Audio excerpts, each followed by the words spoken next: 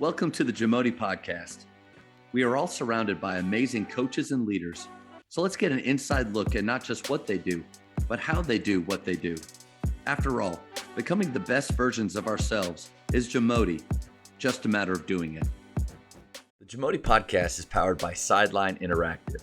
Sideline Interactive is the leading manufacturer for high-quality, innovative scoring tables and LED video display boards that help coaches and schools bring more excitement to fans, create huge fundraising opportunities, and make their jobs easier. Visit sidelineinteractive.com to check out their amazing products. I'd love to hear, I think you've said a few of them, I'd love to hear about the standards and pillars that you have in your program. I think the whole theme of our program for a long time, since I was a coach my first go around, is no deposit, no return. And I read about it somewhere. Again, I was reading about it. And the concept is, back in the day when you had the old bottles of pop or whatever it would be, they would all have no deposit, no return on there. And I think John Neighbor is the one that wrote, the theme. And it basically, you don't get a return from that Coke bottle unless you make a deposit, first of all. Well, how does that apply to teams and athletics? I love the concept, because the concept is you don't get a return from basketball unless you make deposits in it. And we translate that to life and to relationships and everything. So no deposit, no return means you get out of life what you put into it. You get out of basketball what you put into it. You get out of relationships what you put into it. And nothing comes easy. Nothing is guaranteed. There's no entitlement. And then we have I'm going to say a pretty unique off-season concept program called the 300-Hour Club. And I have all this free online. My Twitter feed has links to a lot of free resources and then books. And so this 300-Hour Club is one of those free resources. And what I love about it is kids have to strive to earn 300 hours from April 1st until October 31st each year. 300 hours is not easy to get. How do you get 300 hours? Well, any basketball related activities. So if you're obviously shooting in the driveway, AAU camp, that all counts. Still hard to get 300 hours. Yeah. So if you make the honor roll, you get 10 hours for the fall and spring if you make the honor roll. You can put up to 20 hours of service learning in that. If you go to the weight room or speed camp or whatever it may be, that counts. If you play a fall or spring sport, you get 50 hours. So we want to encourage multi-sport athletes. Okay. Now we also have a lot of kids that play AAU. So they can make a choice. We have kids that play a spring sport and are playing AAU. But they're encouraged to make both choices, which is cool. Because if you're only encouraging the one, which I think I would probably be guilty of, which is select basketball. Yep. Without saying it, you're showing them it's what you emphasize, right? Like that's yes. You're getting that. So this gives choices and it rewards both, right? If you're going to play AAU, you're going to earn a lot of hours that you can apply to that. But if you're in a spring sport, you're going to get those hours and hopefully you're doing some stuff on the side. And you get better playing other sports. Like, it does make you a better athlete and better competitor and all that. And then we'll have workouts. And if they do a certain workout, or if they shoot, like for every 250 free throws they make, they can put bonus hours on there. So we got a couple things like that. So you encourage things that you want them to do. We have a perimeter workout. Not a ton of kids do this, but if they finish that whole workout, they get a bonus hour put on. So all of that, what I love about it is they have to set goals. Okay.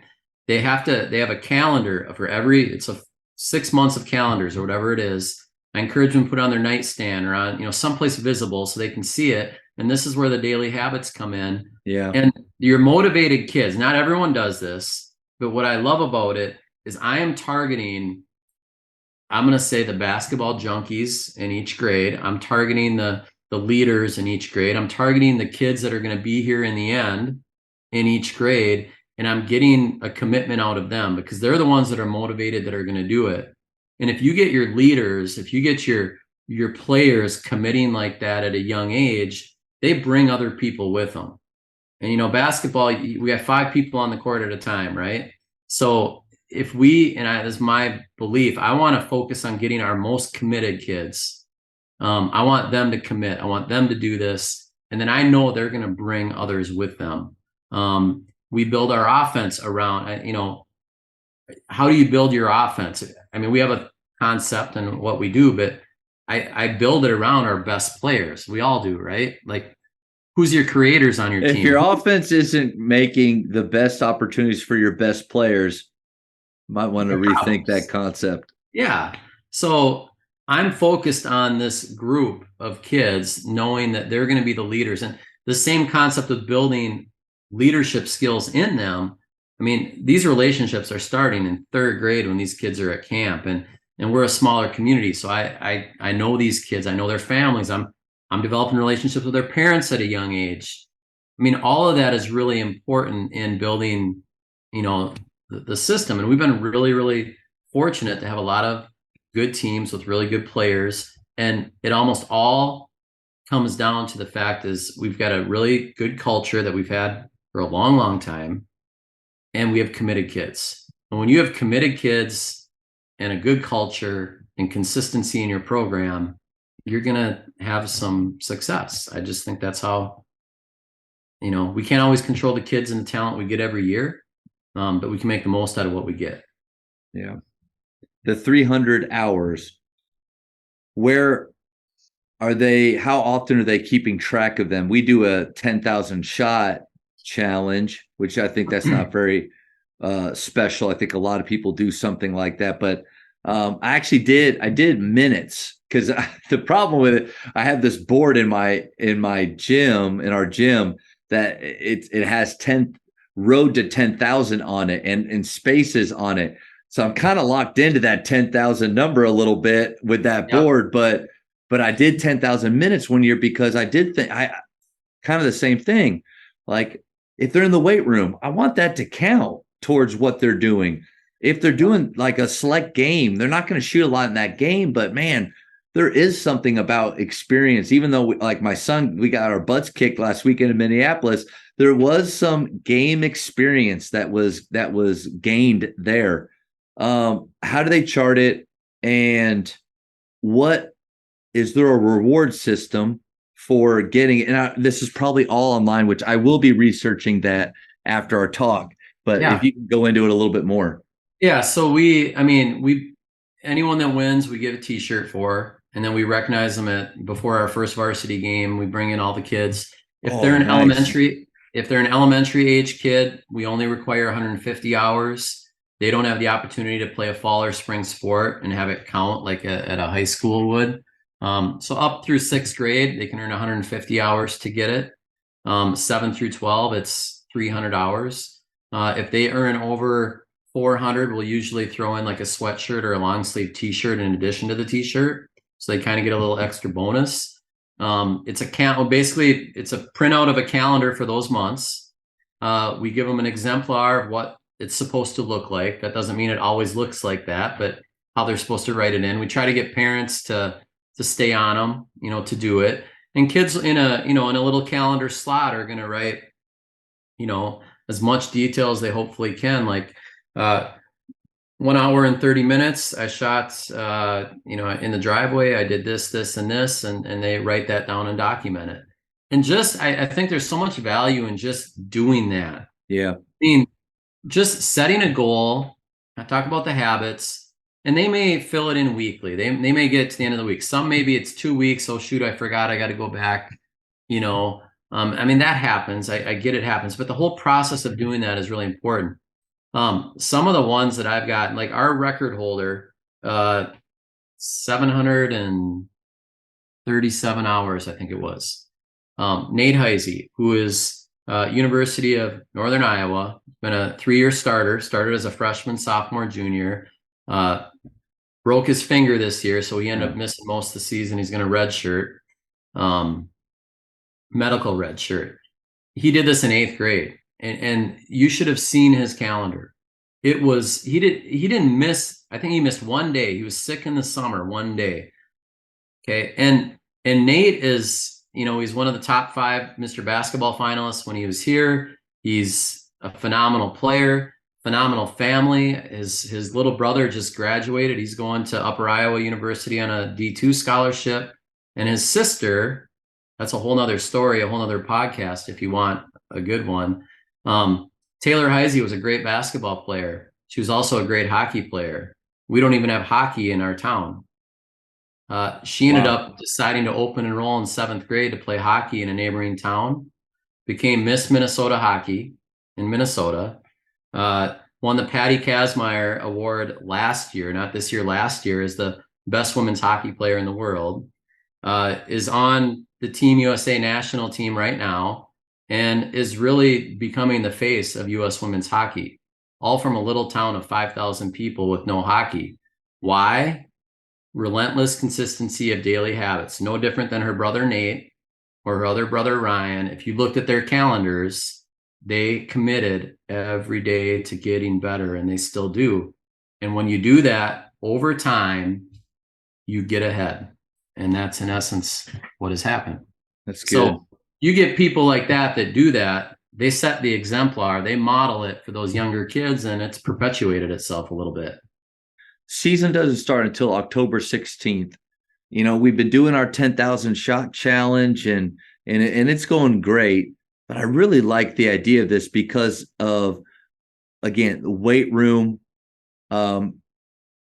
more because it's not just shooting. Like I encourage all it because the way we play 5-out kind of pace and space, their ball handling is really important. I mean, our team, it just flows a lot better, the better control and feel. But our shot challenge doesn't really honor that time. Yeah. What's your advice on how I could get that rolling right now? And you know what, with the time that we have, if you kind of do that quick math, like what hours would you start with for me? I mean, you could do them both simultaneously. Because if a kid is shooting for the 10,000 shot club, those are also hours they could put in the 300-hour club. I don't have to necessarily throw that out. I can run it almost, hey, just another challenge or something else we're going to do. Yeah. You know, you can look at the fact that we give 50 hours for a spring sport, okay, and take 50 hours off of that, you know, and say we're going to start in summer. For us, the summer really starts June 1st. Mm-hmm. We start later than you. We don't start until like November, the week of Thanksgiving. So we're starting a month after you. This goes through October 31st. You would go through, you know, maybe September 30th, you know, so you're losing a month on both ends.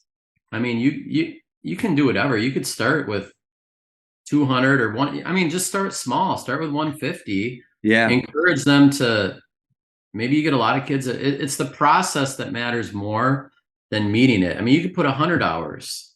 It's the process of writing it down, following through, keeping track, trying to get better.